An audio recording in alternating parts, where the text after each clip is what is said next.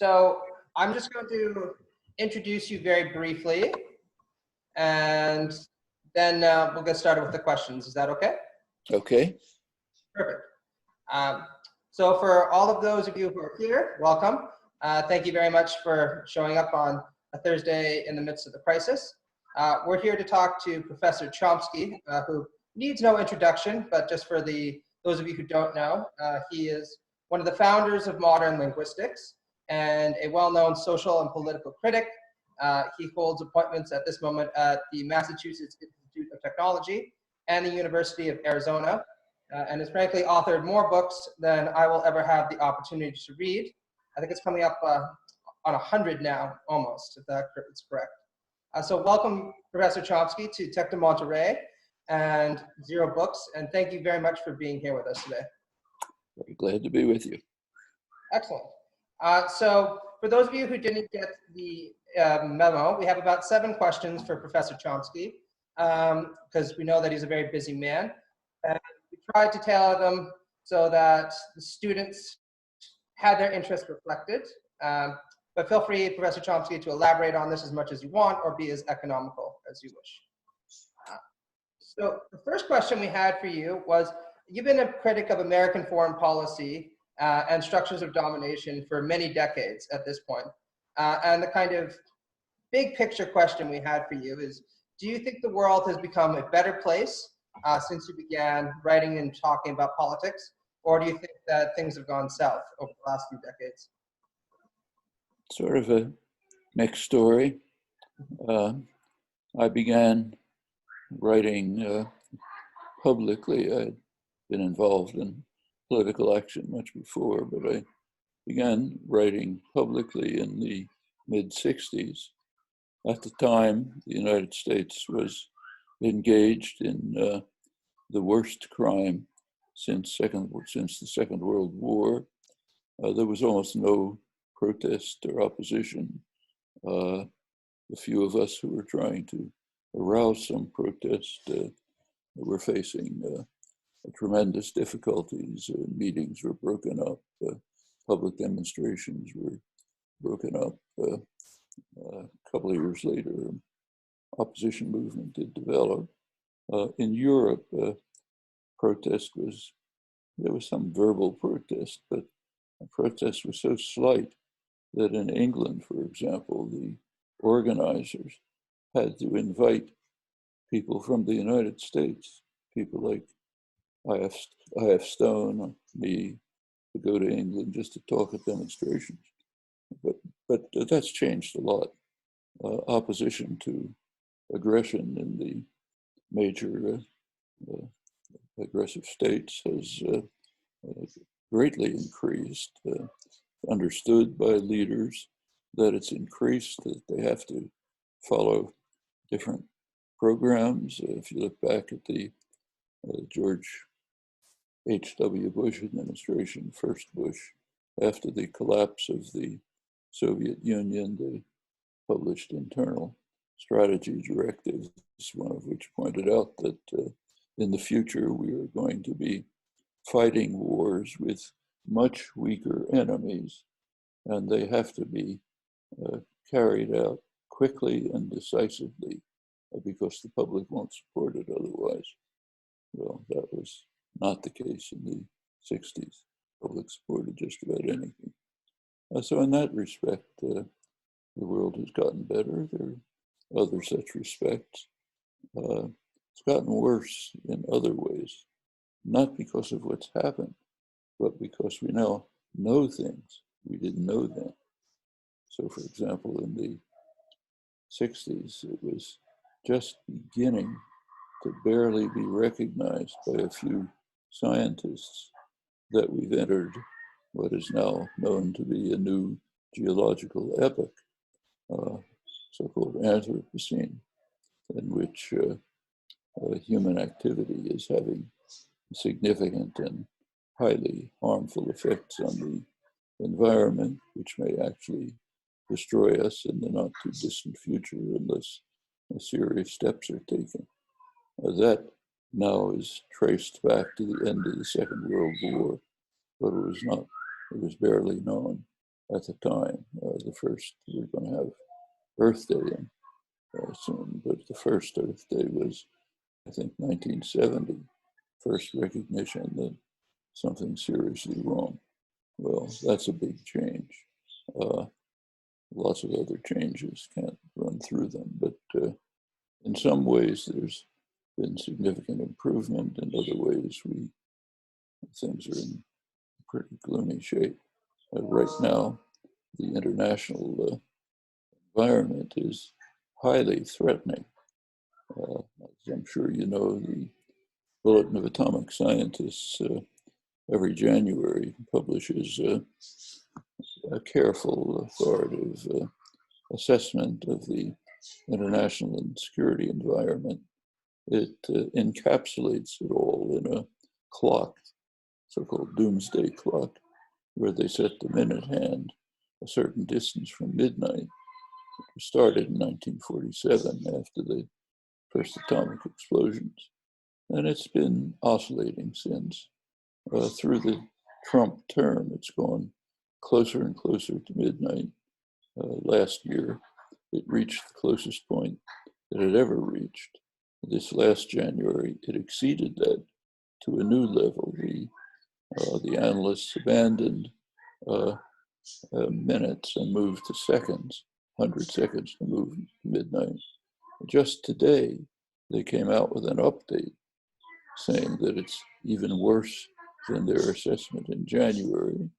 And they focused on the same three things they have focused on for some time.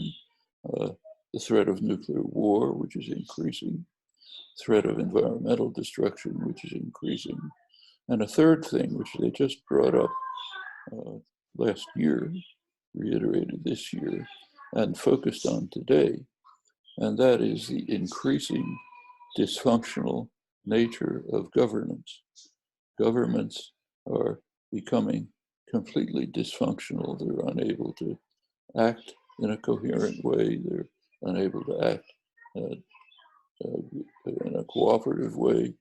As they point out, this is highlighted by the reaction to the pandemic that's now raging. They cite the fact that last September, the World Health Organization, now much under malicious and criminal attack in the United States, the World Health Organization in last September issued a strong warning of a potential pandemic, called on countries to make preparations for it. There were many other early warnings. Nothing was done. As China released the basic information about the pandemic in early January, some countries reacted. The East Asian countries reacted very effectively. China itself now seems to have it more or less under control. Taiwan, almost perfect control. Singapore, South Korea haven't had a lot of cases, but they reacted very quickly, now under control. New Zealand seems to have eradicated it. Europe temporized. They didn't pay much attention. They waited much too long, but they finally started to act. Britain has the worst record in Europe, probably. At the bottom of the barrel completely is the United States, the worst record in the world, because of the set of clowns in Washington who are very good at blaming everybody else in the world, but can't do anything here. I mean, in fact, Trump, the US intelligence through January and February was trying to reach the White House to tell them, look, there's a serious problem. The pandemic is spreading. They couldn't get through. Trump was too busy watching his own ratings on video or playing golf or saying it's just the flu, forget about it. At the same time, January and February, the US was actually exporting ventilators and masks and other equipment to China and other countries to try to improve the trade balance. Now they're desperately re-importing the same things. It wasn't until March, way too late, that Trump finally recognized something's happening, gave all sorts of contradictory instructions, which continue. The United States is the only country in the world, major country, that cannot even provide data to the World Health Organization on the number of cases and deaths because it's too dysfunctional. And there has been very little cooperation.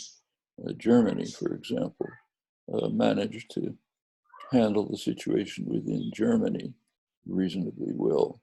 They have quite a low death rate.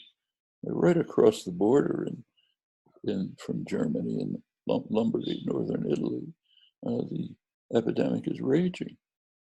Are they getting any help from Germany? There's supposed to be something called a European Union. Sorry, we don't give help to people across our border. Fortunately, there is one country in the world that is genuinely internationalist. So they're sending aid to Italy. That's Cuba, of course, which does this. It now has thousands of doctors working in other countries, as it's been doing for many years. That's genuine, selfless internationalism.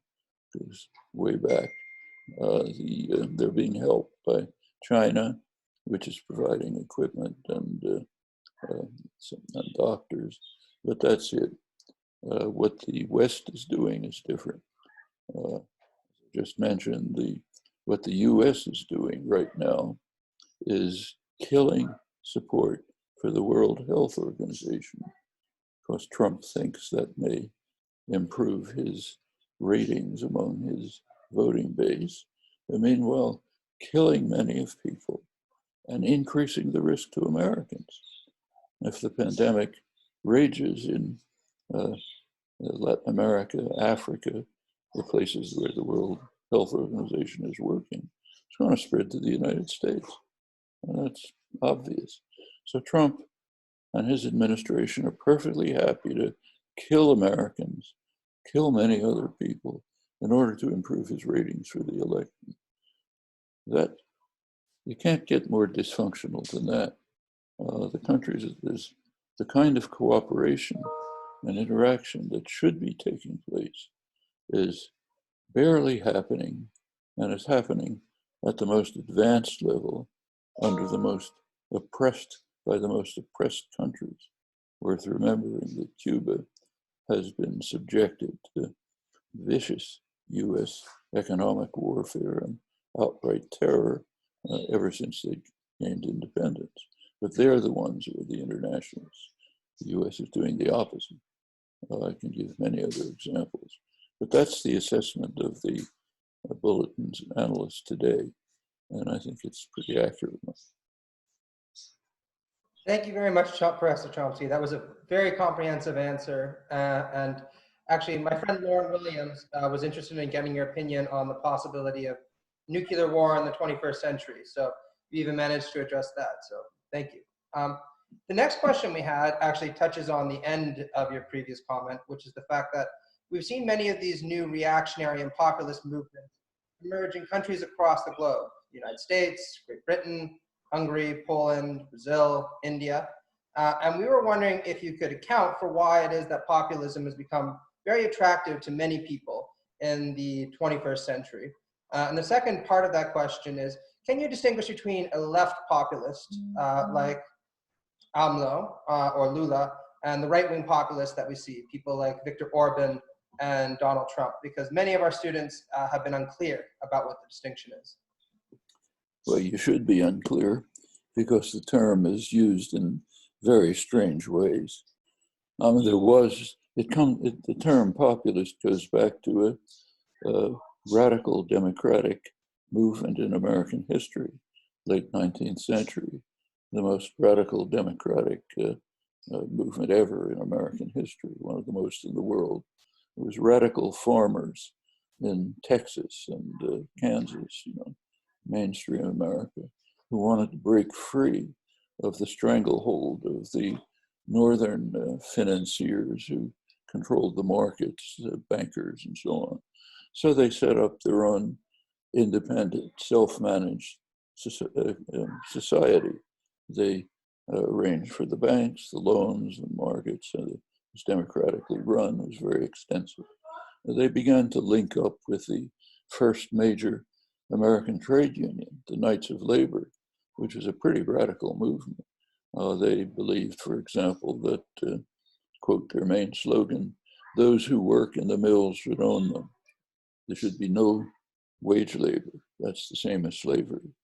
There should be only people running their own affairs, controlling their own institutions, workers running enterprises, democratic control. This was an enormous movement. It was broken up mainly by violence, state and corporate violence. But that's populism. It's not what's called populism today. Okay. What's called populism today is just an outburst of anger, resentment, hatred of governments. And it's justified.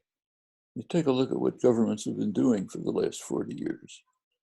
40 years ago, under the direction of Ronald Reagan, Margaret Thatcher, who Reagan, of course, was just a voice for the people who were handing him his scripts from the corporate sector, initiated a new revision of the capitalist system.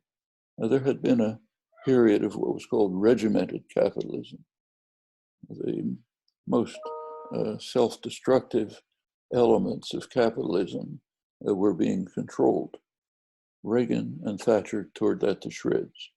We move into the neoliberal era, which is designed, where policy is designed to concentrate wealth, to hand over decision-making from governments, which are at least partially responsive to the population, handed over to private tyrannies, corporations, private tyrannies, which are totally unaccountable to the population and whose goal solely is greed. That's the official doctrine handed down by Milton Friedman, Chicago economists. Corporations have no role, may not do anything except maximize their own profit, and of course the wealth of managers and directors, and the rest of the population can stagnate. That's happening all over the world. Latin America suffered from 2 decades of strangling structural adjustment, barely started to recover from it. In Europe, this was compounded by austerity programs, which have actually no economic basis, but just amplified the harmful, bitterly harmful effects of the neoliberal programs. In the United States, wages, real wages, are about what they were before the programs were instituted. A lot of wealth has been accumulated. It's gone into very few pockets. I mean, we can see the neoliberal programs at work right on the front pages today, right now. So the Republican administration issued a stimulus bill, okay, huge stimulus bill. Who did it go to? Like the airlines, for example. The airlines are requesting $50 billion from the taxpayer. Why do they need $50 billion? Just look at what they've been doing since the financial crisis. They've been gorging on profits. Have they been using the profits to build the enterprise? No. The same 50 billion went to stock buybacks, which just inflate the stock value, enrich the mostly wealthy stockholders, and raise management salaries to the stratosphere. Why can they do that? Thanks to Ronald Reagan. Pre-Reagan, that was illegal. There were no stock buybacks.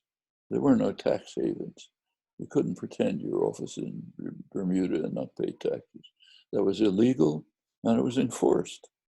Reagan opened the spigot.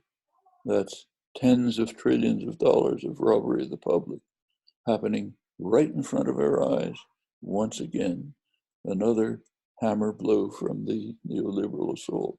Well, people may not know the details, but they say an American worker can know that he can't get by to his next paycheck. That they know. And they know that there's plenty of wealth around. So they're angry and frustrated and despise the government. And that's fertile territory for demagogues who can come and say, I'm your savior. It's all the fault of those immigrants, the rapists and murderers coming from Mexico, the the guys fleeing from Libya to try to get into our country. They're responsible for it, or some other scapegoat, now the World Health Organization. Now that's what demagogues do, and it can be successful. We see it in the cases you mentioned. So yes, there are reactionary governments arising all over the world with a popular base, nothing to do with populism, a popular base based on justified anger, resentment, misdirected, but justified. And that offers opportunities to overcome it, direct it in the right direction. And that's being done, not enough, but somewhat. So the Sanders campaign in the United States, which is regarded by many people as a failure, was in fact a great success, an enormous success. It shifted the entire agenda of destruction and discussion, debate, policy far to the left. Things that were not even, could just be ridiculed a couple of years ago, are now right in the middle of the legislative agenda. It's a very enormous success. And it will, as in his withdrawal speech, Sanders emphasized rightly at the end, this campaign may be over, but the movement continues. And that's exactly the right message.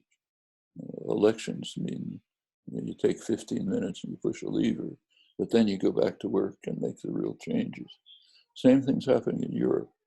The DiEM25, the movement initiated by Yanis Varoufakis, others, is trying hard to salvage what is good in the European Union and dismantle the stuff that's rotten. And they're making some progress. This November, there's going to be the inaugural meeting of a progressive international launched by Sanders and Varoufakis. That's an institutional framework to bring together popular movements which will counter the right-wing international that's being forged in Washington. And there is one, the one semi-coherent geostrategic plan that you can extract from the chaos in Washington is the construction of a reactionary international, very systematic, headed in Washington, incorporating every reactionary and brutal state in the world. In the Middle East, Sisi's Egypt, worst dictatorship in Egypt, Trump's favorite. The Saudi Arabian dictatorship, family dictatorship. The United Arab Emirates, family dictatorship, harsh, brutal dictatorships. Israel, which is right in the center of it, it's moved way to the right, now a close ally of the Gulf dictatorships. Modi's India, Modi's trying to destroy secular democracy in India, institute an ultra-right Hindu nationalist autocracy, crushing the major huge Muslim minority, hundreds of millions of people, destroying Kashmir. Nice people like Orban in Hungary, basically establishing an elected dictatorship. Salvini in Italy, whose main goal in life is to see how many Africans you can get to drown in the Mediterranean. They're being put together in a reactionary international. It's taking shape. It's right before our eyes. And the Progressive International is an effort to counter it and overwhelm it. And the future of the world is going to depend on who wins this struggle. Yeah, I find that very moving. And I recall actually at the end of Sanders' campaign when he was talking about how the movement continues. And I was juxtaposing that against Trump, who in 2015 said, this country is broken and I alone can fix it.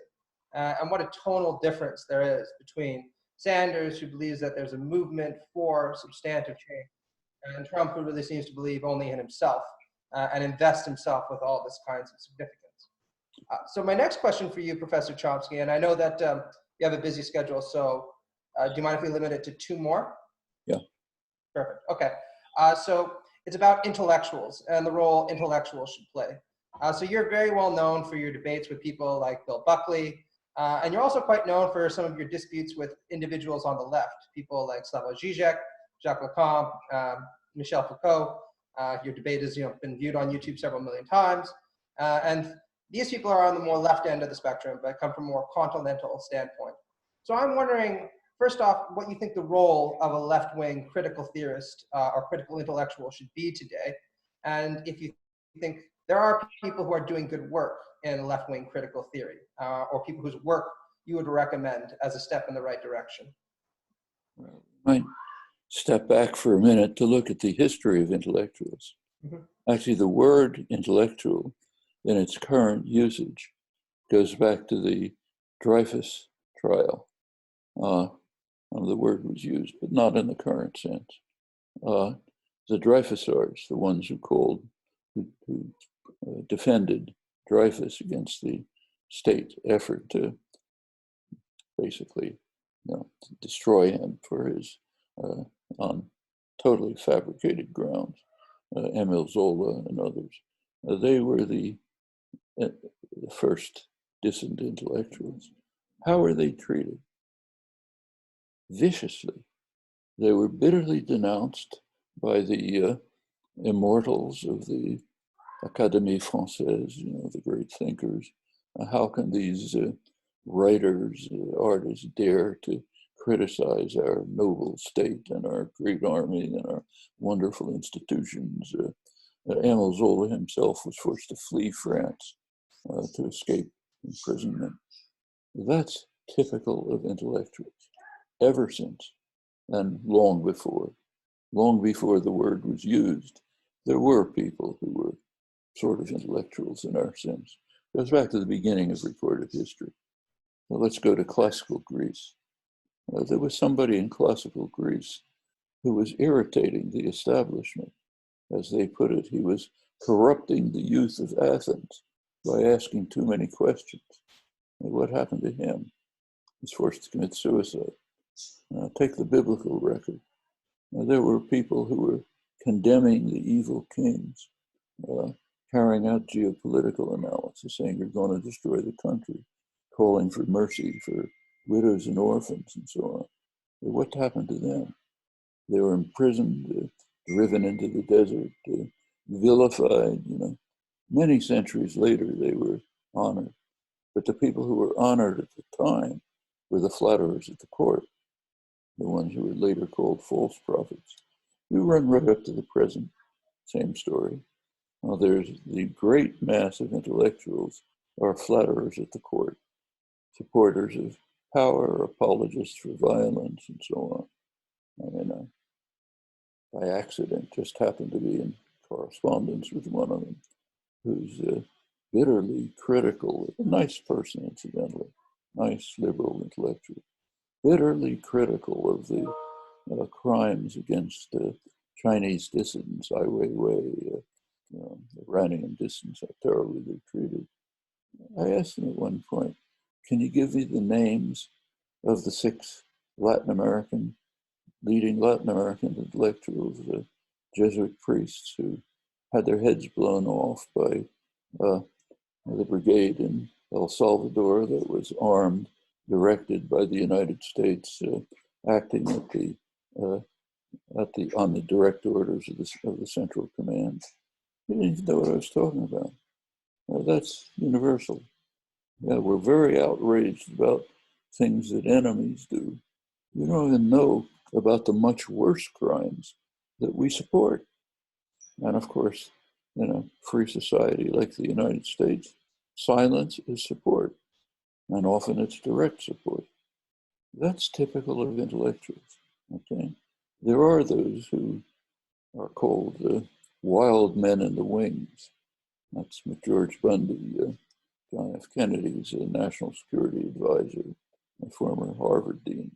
He said, yes, there are reasonable critics of the Vietnam War who say we're making mistakes, we should have a better strategy.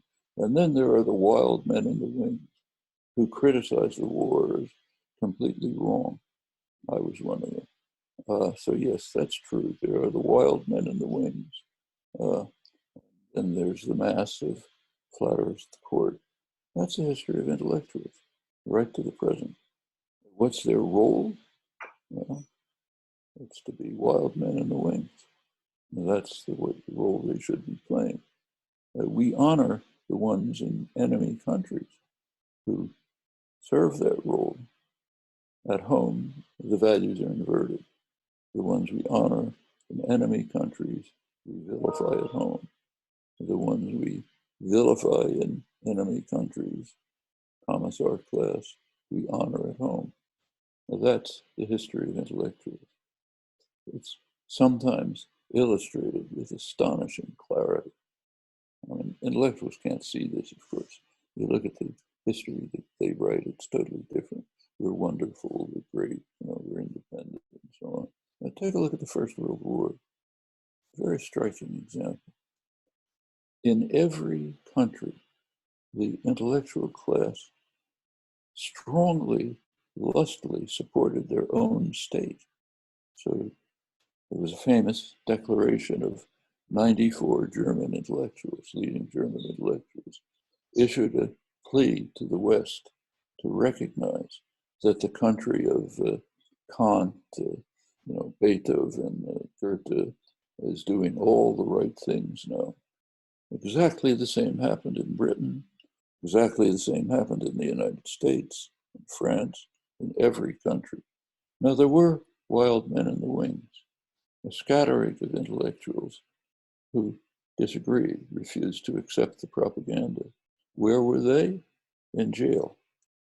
Bertrand Russell in England, Rosa Luxemburg in Germany, Eugene Debs in the United States. Yeah, that's the way it is. That's the history of intellectuals. I mean, in retrospect, by now everyone agrees that the wild men in the wings were right and that the mass of intellectuals were selling out. Not at the time, okay? And that's the history, and it tells you the answer of what they should be doing. Absolutely, and I find it remarkable that you brought up Socrates, because of course, many of the reactionary commentators today like to talk about the glories of Western civilization and its traditions and accomplishments without ever recognizing that one of its seminal figures got to start as a critic, talking about why we need to constantly question our traditions, our conventions, and the expectation that what we're doing is right if we're genuinely to commit ourselves to intellectual integrity. So with that in mind, I'll ask you the last question, which is a bit more of a broad one. And I think it's actually in keeping since I remember you mentioned that not all life is about politics. And since many of us are interested in philosophy and theory, you've become very well known for your account of human nature, your defense of the Enlightenment, and your seminal contributions to generative linguistics and resuscitating the rationalist tradition more broadly. And I was wondering if you could give an account of your theory of human nature as it stands now, and maybe how your thought on this matter has developed over the years. Well, let's see if I understood. So, considering what we know about human nature, what does it tell us about the problems today? Okay. Very little. What we know about human nature is basically that whatever humans do falls within human nature by definition. So humans can be courageous, noble in their actions. We see it right now today. Doctors and nurses working in impossible conditions, forced to make agonizing decisions about who to kill, exposing them to danger because of the malicious malfeasance of their own governments, which didn't provide them with equipment, doesn't provide them with support. That's one side of new human nature. The other side of human nature you see in the White House or in the presidential palace in Brazil. We see people who are true sociopaths, dedicated to destroying, to killing people, to making life as harsh as possible for those who are not privileged and wealthy, and also to destroying human civilization.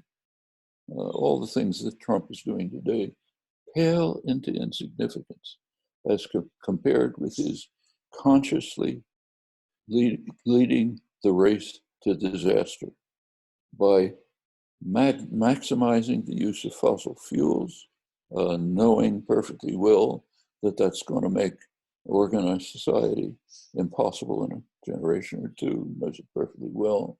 And just this morning, his Environmental Protection Agency, which used to be a pre-Trump, used to be a serious agency, announced eliminated regulations on toxic emissions.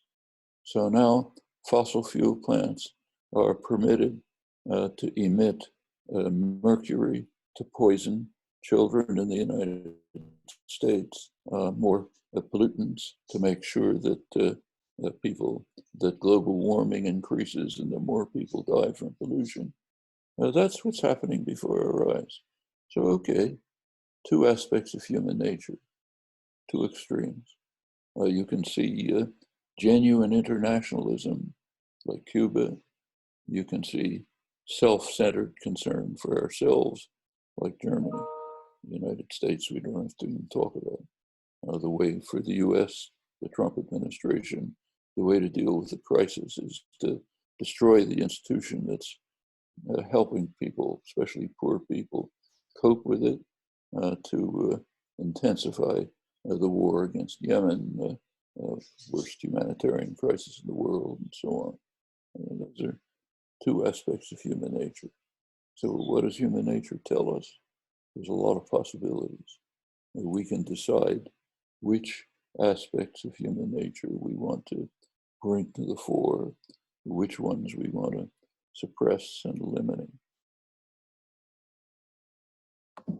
Thank you very much, Professor Chomsky. So I believe that's all the time that we have, but I just wanted to express our extraordinary gratitude for your taking the time today. I mean, we know you have a very busy schedule to talk to us about some of the issues that are going on in the world. And I look forward to reading your next book if I'm able to get through the last 55 or whatever it happens to be. But thank you very much, and we hope that the students will express their gratitude to you as well. Thank you. Very, very glad to have a chance to talk with you. Yourself as well. Have a good day, sir. Thank you.